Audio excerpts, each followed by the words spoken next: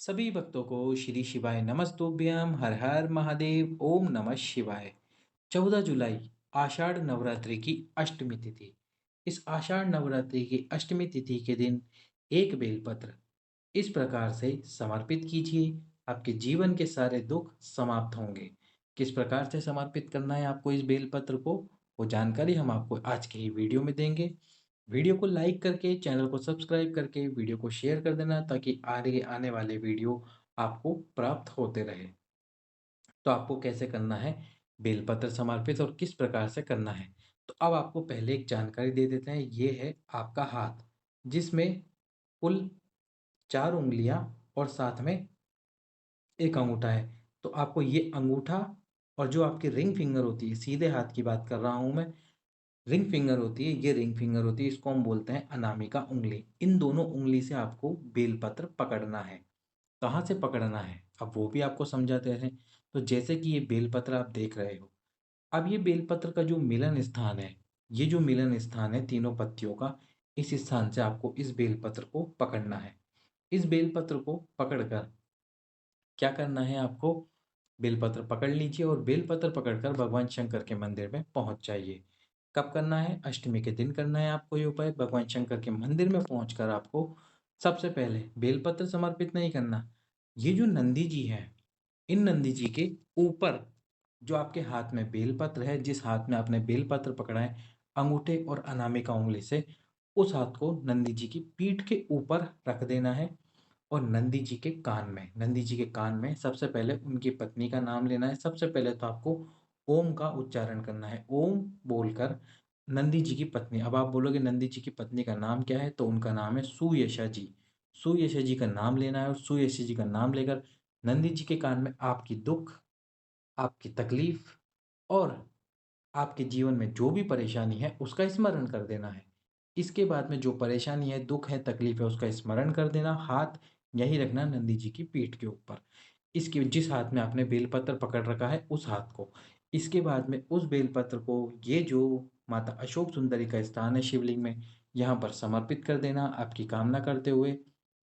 भगवान शंकर और माता अशोक सुंदरी आपकी उस कामना को, उस दुख को, उस परेशानी को, उस विषम परिस्थिति को पूरी तरह से समाप्त कर देंगे।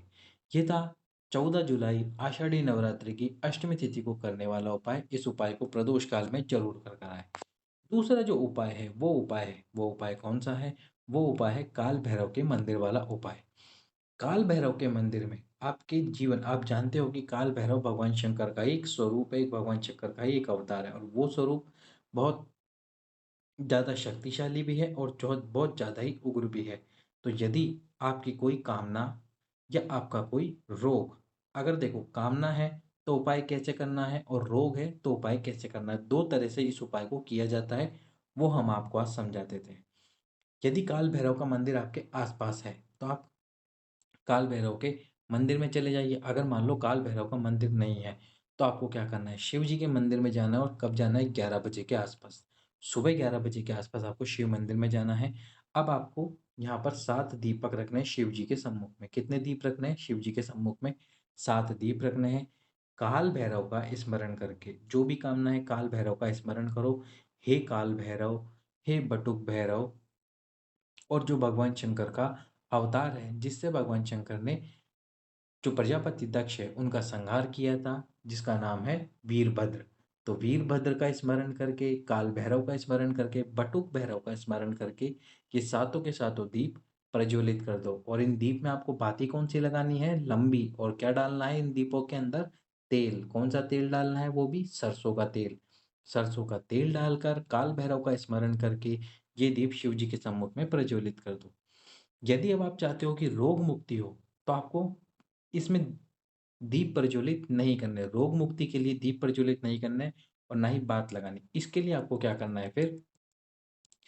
7-8 दीपक लेने हैं। सबसे पहले तो उन आठों के दीपक को भगवान शंकर के सम्मुख में रख दीजिए काल भैरव का स्मरण करते हुए। 7 दीपक में सरसों का तेल डाल देना है और एक दीपक को बिल्कुल खाली रख देना है, उसमें कुछ नहीं डालना। 7 दीपक को, इस आठों दीपक को इस प्रकार रख दो, साथ में तेल भर दो और एक में कुछ भी नहीं डालना आपको। भगवान शंकर के सम्मुख में रखकर काल भैरव, बटुक भैरव का स्मरण करो और फिर सात में से किसी भी एक दीपक को उठा लो, जिससे आपका मन करता है कोई सा भी एक दीपक उठाओ और जो खाली दीपक आपने रख रखा है, उस खाली दीपक में जो दीपक आपने उठाया उसका तेल डाल दीजिए। सरसों का तेल आपको इन सभी दीपक में डालना है। तेल डालकर जो दीपक को आपने उठाया था, जो तेल से भरा हुआ था, उसको वापस उसी स्थान पर रख दीजिए और जो खाली दीपक था, जिसमें आपने तेल भरा है, बाद में दीपक से उठाकर उसको उठाकर साइड में रख दीजिए। अब भगवान शंकर और काल भैरव का स्मरण करके जिस 8वें नंबर के दीपक, जो खाली दीपक था, जिसमें आपने बाद में तेल डाला है दीपक में से, उसको उठाकर अपने पास में ले आइए, अपने घर पर ले आइए और उस तेल को अपने नाभि पर, अपने कंठ पर और अपने वक्ष स्थल पर लगाना शुरू कर दीजिए। काल भैरव का स्मरण करते हुए आपका रोग, आपका दुख, आपकी तकलीफ जो भी शरीर में चल रही है, पूरी तरह से समाप्त हो जाएगी। अब अष्टमी तिथि के दिन किया जाने वाला पुत्र प्राप्ति का सबसे अचूक और कारगर उपाय, बेलपत्री के वृक्ष के नीचे प्रदोष काल में क्या करना है आपको। प्रदोष काल में बेलपत्री के वृक्ष के नीचे की मिट्टी को उठाकर एक शिवलिंग का निर्माण करना है। शिवलिंग निर्माण करो। शिवलिंग का निर्माण करने के बाद में, और जब इस शिवलिंग का निर्माण करोगे तो शिवलिंग को निर्माण करते समय आपको तुमरुकेश्वर महादेव का नाम ले लेना है। शिवलिंग निर्माण करके तुमरुकेश्वर महादेव का नाम लेना है। अब इस शिवलिंग पर आपको पंचामृत समर्पित करना है। पंचामृत आप जानते हो, किसी एक पात्र में दूध, दही, घी, शहद और शक्कर डालकर जो मिश्रण तैयार किया जाता है उसे हम पंचामृत कहते हैं। अब इस पंचामृत को समर्पित करना है शिव जी पर। पंचामृत समर्पित करने के बाद में 5 सफेद पुष्प तुमरुकेश्वर महादेव के नाम से, 5 गेहूं के दाने तुमरुकेश्वर महादेव के नाम से, पुत्र प्राप्ति वंश वृद्धि के लिए, और साथ में थोड़े से काले तिल, और थोड़े से काले तिल समर्पित करने के बाद में एक यज्ञोपवीत, जिसे हम जनेऊ कहते हैं, एक यज्ञोपवीत आपको समर्पित करना है। इसके बाद में एक दीप प्रज्वलित करना है लंबी बात का, गाय के घी का, तुमरुकेश्वर महादेव के नाम से। दीप प्रज्वलित करने के बाद में आप जिस स्थान पर बैठे हो, जैसे कि आप यहाँ पर इस स्थान पर बैठे हो आसन लगाकर, जब आप पूजा कर रहे हो, जब आप आसन लगाकर पूजा करके इस स्थान पर बैठे हुए, तो आपको यहाँ से खड़े होना है। खड़े होकर परिक्रमा करना शुरू करनी है घड़ी की दिशा में, और घड़ी की दिशा में परिक्रमा शुरू करके इस प्रकार से बेलपत्री के पीछे की तरफ जाना है। केवल आधी दूरी तक जाना है, पूरी पूरी परिक्रमा नहीं करनी, बेलपत्र की आधी दूरी तक जाना है और वापस यहीं से घूमकर आपको वापस घूम के आ जाना है और इस आसन पर विराजमान हो जाना है। जब दीप ठंडा हो जाए तो इसके ऊपर जल डालकर इसका विसर्जन कर देना, और जब विसर्जन करोगे तब भी आपको मन में कामना रखनी है आपकी, और विसर्जन कर दीजिए इस पार्थिव शिवलिंग का। अष्टमी वाले दिन प्रदोष काल में आपको ये उपाय करना है। यदि आप ये उपाय कर लेते हैं, यदि वो बेलपत्र वाला उपाय करना चाहो तो वो कर सकते हो, या ये शिवलिंग वाला उपाय करना चाहो तो ये भी कर सकते हो। यदि अभी तक आपने वीडियो लाइक नहीं किया है तो वीडियो को लाइक कर दे, चैनल को सब्सक्राइब कर दे।